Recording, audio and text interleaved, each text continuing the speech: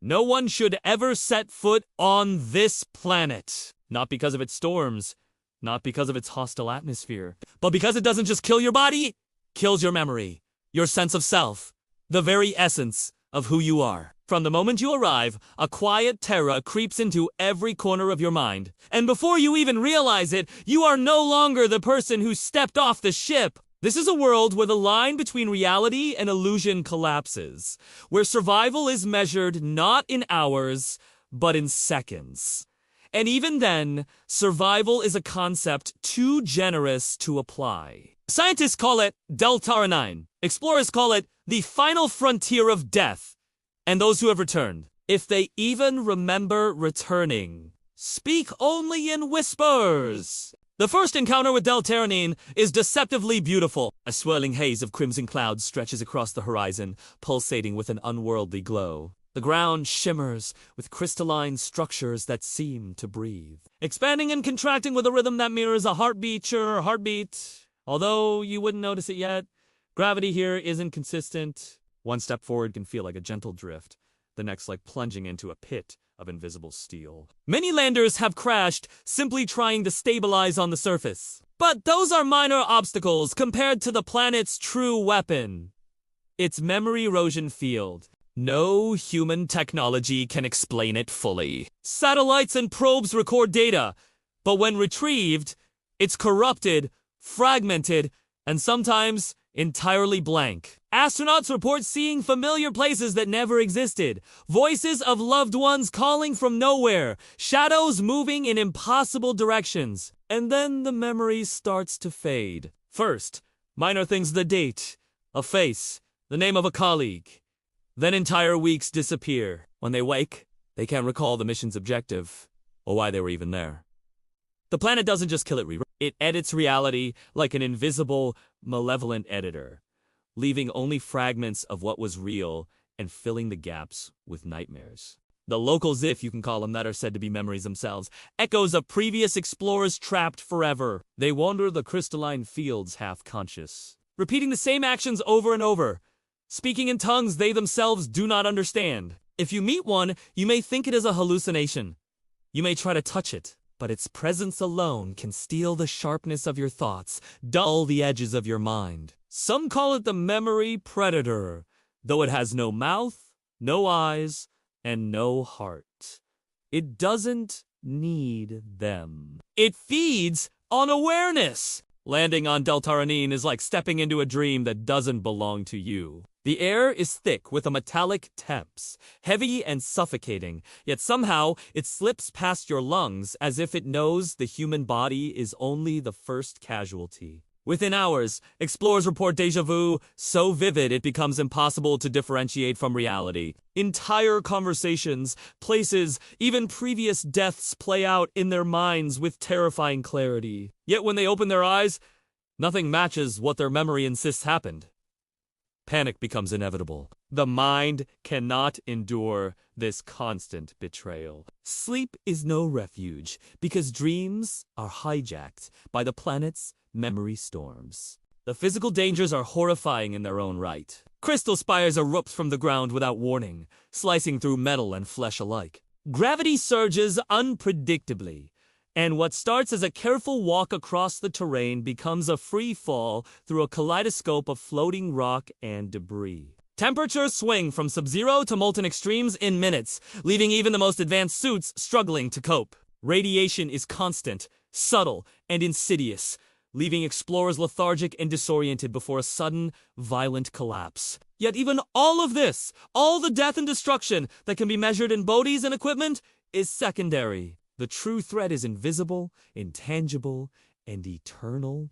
There are reports of teams vanishing entirely, leaving only the echo of their thoughts behind. Devices left in abandoned camps record the voices of the disappeared, reciting their final actions in loops, sometimes in languages that weren't even known to them. Those who return speak of an after-death consciousness, a state in which the body is dead, but the memory lingers. Trapped between time and reality, forced to relive its own demise forever, Delta-9 doesn't just take lives. It traps them in an endless replay, a second death where even the mind cannot find peace. And then there's the silence. After hours, or days, or perhaps only moments time is fractured, here the silence becomes overwhelming. It presses against your skull, fills your chest, and invades your ears, even when no sound is present. You begin to question the nature of your own thoughts.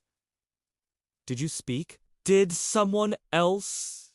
Or is it merely the planet whispering fragments of your own memory back at you in twisted form? Some explorers report hearing laughter in the silence, though no one was there. Others report screams, not their own, but somehow intimately connected to their fears, inseparable from their deepest regrets. Deltaranean's surface is not constant. Crystalline plains shift like liquid.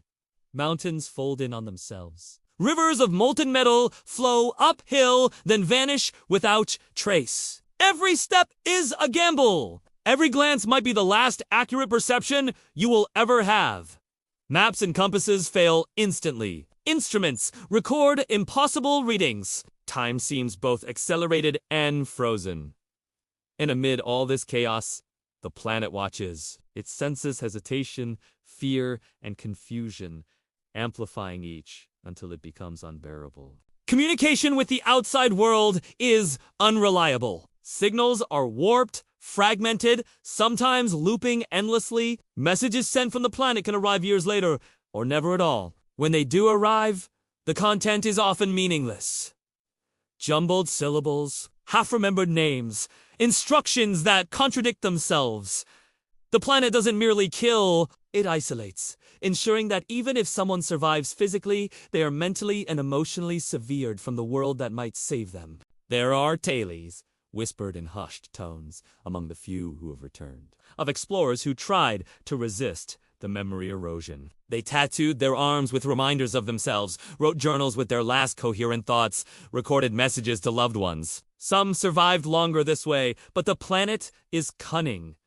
It doesn't rush. It waits, biding its time, and eventually, the scratches on skin, the ink on paper, the recordings on devices, all become meaningless. The mind reinterprets them, the memories vanish, and the survivor becomes another echo wandering among the crystal towers. It's said that if you stare too long at the horizon, the planet begins to read you, not with eyes, but with the resonance of your consciousness. Your fears, regrets, and secrets become visible in the shifting light, projected onto the terrain, like a hallucination too real to ignore. You see yourself committing acts you never did, failing in ways you never feared, and dying over and over again in forms you cannot comprehend. The line between predator and prey dissolves. You are hunted, yes, but also the hunter of your own unraveling mind.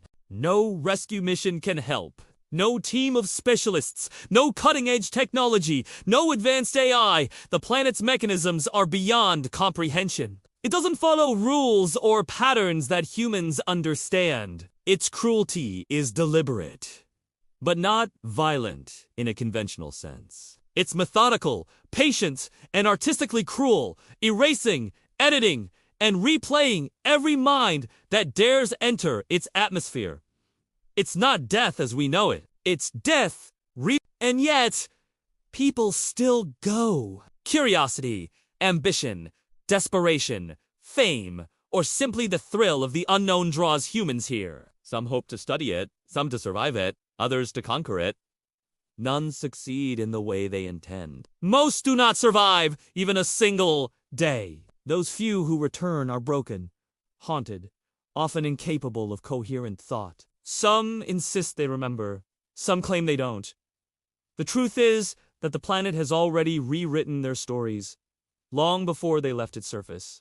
This is Deltaranean, a world that kills twice. First, it destroys the body, as any hostile planet might. But second, far worse, it destroys memory, identity, and the essence of existence itself. Once your feet touch its ground, you are no longer who you were. Once your mind engages with its reality, you are already lost. Survivors are shadows of themselves, fragments wandering a universe they barely recognize, clinging desperately to remnants of who they once were, wondering if anyone outside even remembers them. No one who returns is truly the same, and the few who dare to describe it are often disbelieved, their stories dismissed as madness.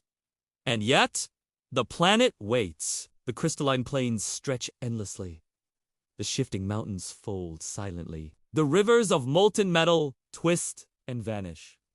And the whispers? The whispers are always there, calling to the next explorer, promising wonders, concealing horrors, and ensuring that the cycle continues. Delta does not need weapons, armies, or armies of machines. It only needs patience, perception, and the will to watch as its prey destroys itself from within. Every mission, every human presence becomes part of its memory library, tapestry of fear, loss, and despair, preserved indefinitely, replayed endlessly, and edited until nothing remains of the original. In this sense, the planet is immortal, and those who touch it are not. You might think you could survive. You might believe preparation, discipline, or sheer luck could save you. But Delta doesn't just challenge survival skills. It challenges reality,